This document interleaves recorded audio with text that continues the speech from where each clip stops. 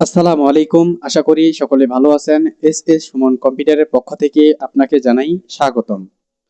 তো বন্ধুরা, আজকে আমি আবারও নতুন একটি নিয়োগ বিজ্ঞপ্তি নিয়ে আলোচনা করব।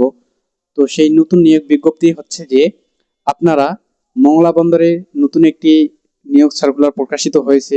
আপনারা অনেকেই হয়তো দেখেছেন।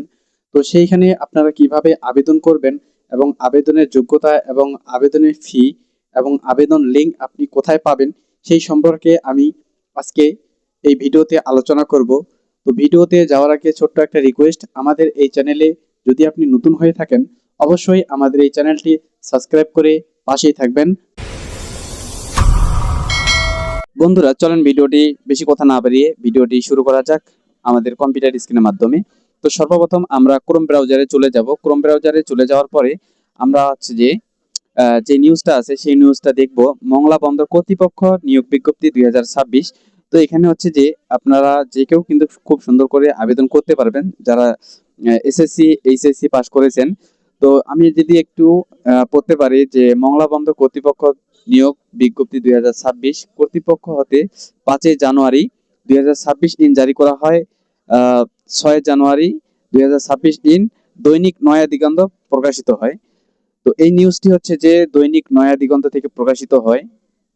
তো এখানে হচ্ছে যে মংলা বন্দর কর্তৃপক্ষ মোট জনসংখ্যা নিবে 39 জন।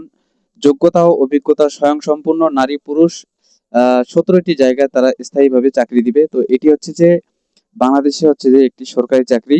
তো এটা হচ্ছে 8 জানুয়ারি আবেদন শুরু হবে এবং আবেদন শেষ হবে 1 ফেব্রুয়ারি।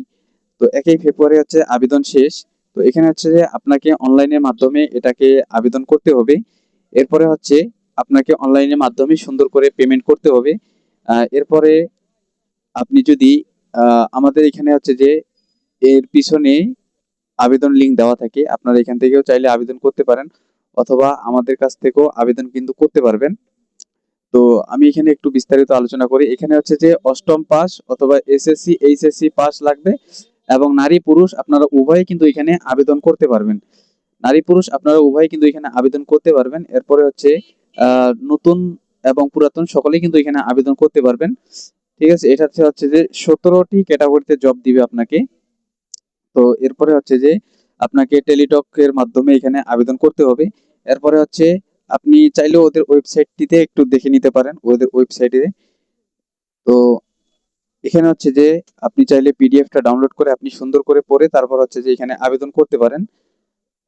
তো আজকে আমাদের এই ভিডিওটা এতটুকুই। যদি ভালো লাগে অবশ্যই আমাদের এই চ্যানেলটি সাবস্ক্রাইব করে পাশে থাকবেন। ধন্যবাদ সবাইকে।